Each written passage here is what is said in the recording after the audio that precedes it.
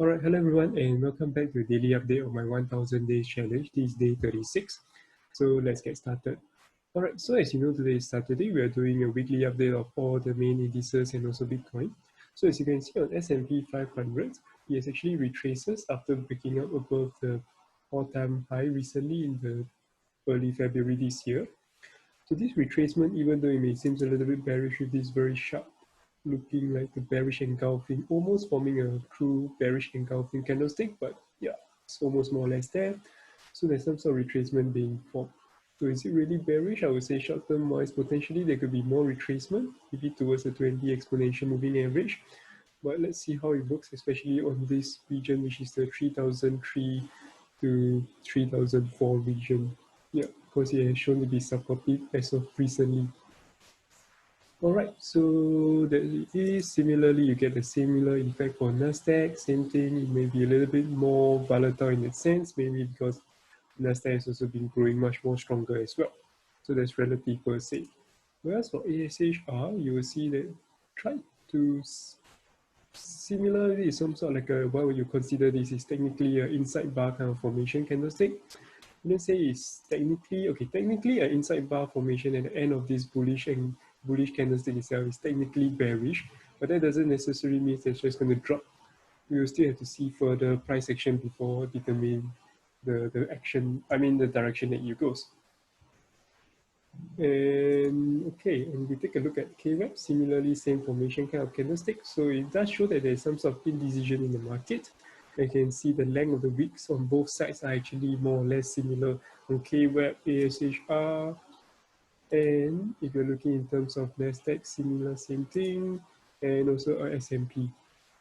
Whereas what you do observe from S&P 500 and also Nasdaq in terms of the price action of the candlestick itself is that the body is actually larger. This means that it actually opens much higher and closes much lower.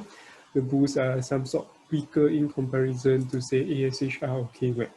So that's something to bear in mind if you are trying to understand or read the candlestick price action. Alright, and yeah.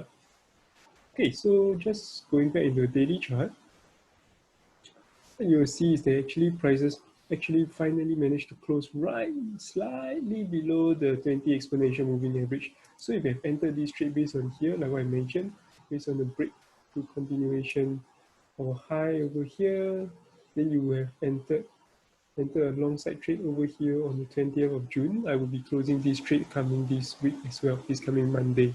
Because it actually falls below and close below the 20 exponential moving average. Similarly for Nasdaq, same thing, it closes below the 20 exponential moving average. So let's see where the market opened and you will just take your profit. So I'll delete this for now because yeah, I'm already putting sell orders for it. Alright, and then let's move over to ASH on the daily chart. You do see consolidation happening right above the ascending triangle, which is a good sign. It shows that the support is actually holding after breaking the high. So ASH is still looking strong. You could be adding more position in terms of investment over here if you have not. But bear in mind, do always remain some sort of cash, especially when we do expect some sort of maybe further retracement for S&P 500 and even Nasdaq. So in which case, it may pull down the market to over here as well. But of course, when you're investing, a little bit of difference doesn't make any significance.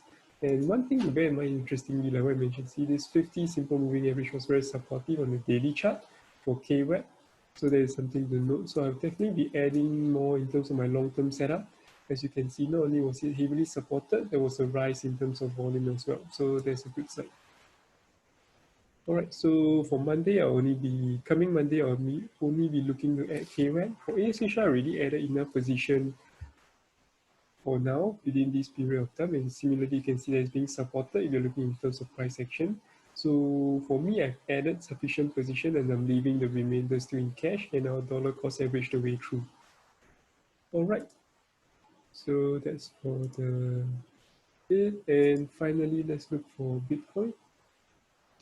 Okay, so for Bitcoin, I'm not looking at the weekly chart yet because they are still trading on Saturday and Sunday, so it hasn't closed for the weekly candle. So in the daily chart, what you do see is a higher high, a low, and a lower low. So technically, it's still in the neutral market structure formation. However, with this form, if today actually closes lower than yesterday, then there will form a confirm of a lower high, and that's when you get a bearish market structure. So you get a high, a lower high, a low, and a lower low. So yep, in terms of trading opportunity, like what I mentioned yesterday, I'm looking for a short setup. But let's say I want some sort of consolidation or pullback confirmation before entering a short. So this is where I wanted price to wait to reach this 20 exponential moving average. And I mentioned either time will bring to it as this 20 exponential average move down, or price will catch up to it. So as of now, price still haven't really catch up to it yet. So let's see what price do when it touches it.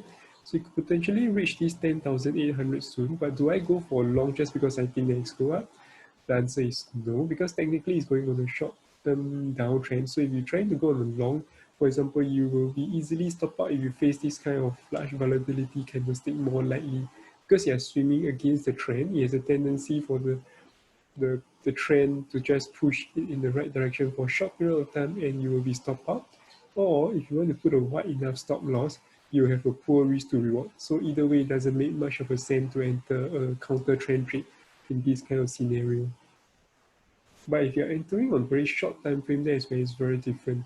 So just as a guide or as a fun thing to do, you can actually look on shorter time frame, even shorter, say like a 5-minute or 15-minute chart, whereby potentially you could see that this could be potentially consolidating over here before it actually breaks up above as well. So these are things to take note of if you're trying to really wanting to look for long, then that means that you have to look at shorter time frame. So for myself, generally, I don't trade anywhere below the 1 hour time frame, but I do take a quick look at 30 minutes from time to time. And yeah, so generally my main trading is done on the 4, 1 hour and daily time frame itself. So yeah, otherwise, that's a quick update I have for you guys today, and I'll see you guys tomorrow. Take care. Bye-bye.